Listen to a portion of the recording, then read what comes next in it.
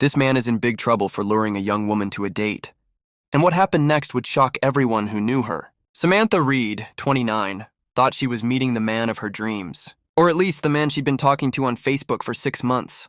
His name was Jason Cole. Charming, polite, always sending the right kind of flirtatious messages. He made her feel safe.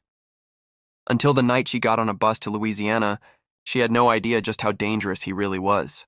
She didn't tell many people she was going. Her sister Melanie got a vague text. "Going to see Jason. Call you when I get there." No video calls, no proof he was who he said he was.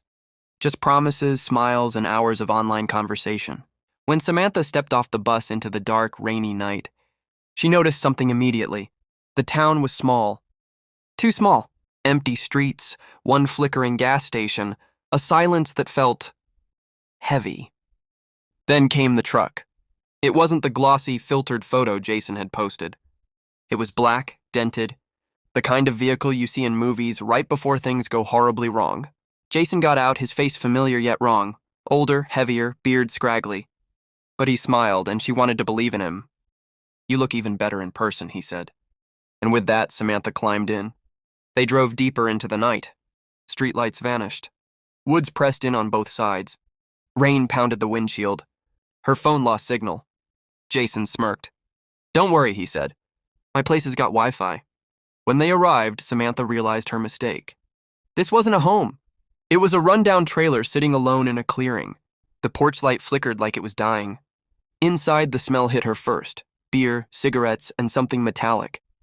3 deadbolts lined the door. Jason tossed her bag onto the couch and handed her a beer. Then he said casually, "No phones in the living room. Just tonight. Trust me."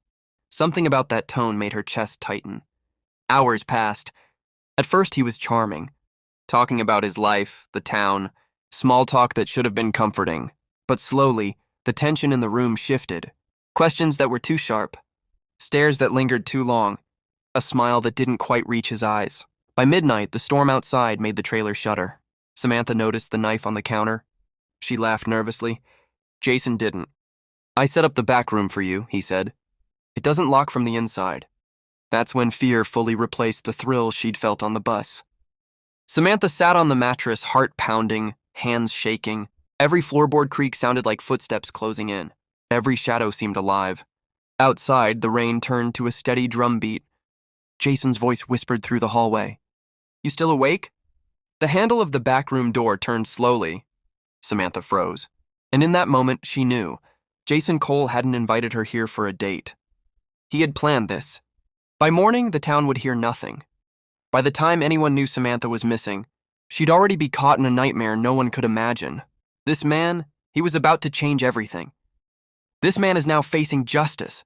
But the nightmare didn't end the night Samantha Reid realized she was trapped. The handle turned slowly.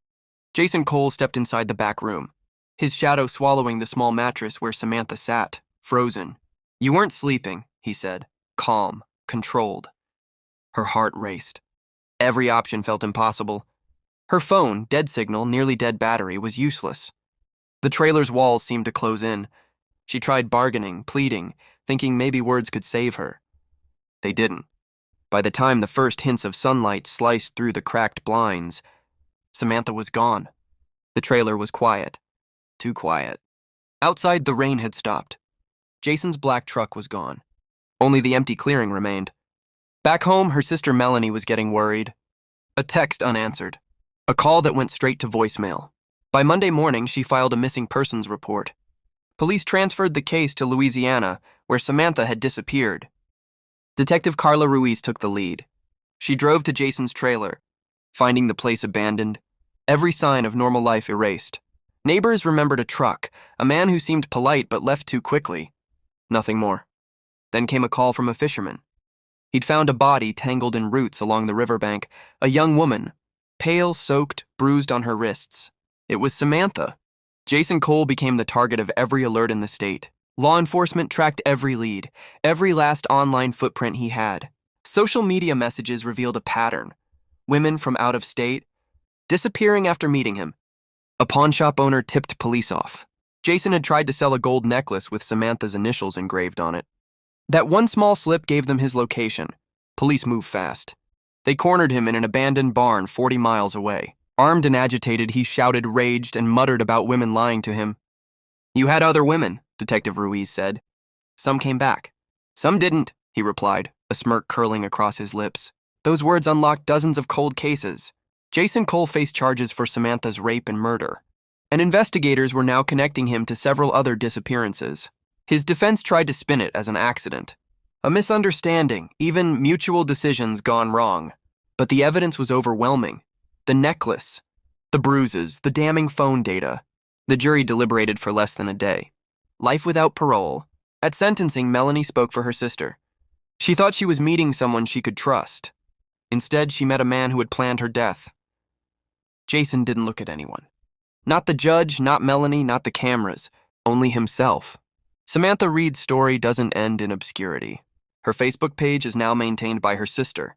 A warning to anyone thinking they can trust someone behind a screen. Because this man, Jason Cole, was arrested. But the danger of men like him lurking online hasn't gone away. Every time a message pops up with the promise, "Come down this weekend. I'll take care of you." Someone has to remember Samantha Reid. And remember the price of believing the wrong person. The man who lured her to a date through Facebook is now in prison.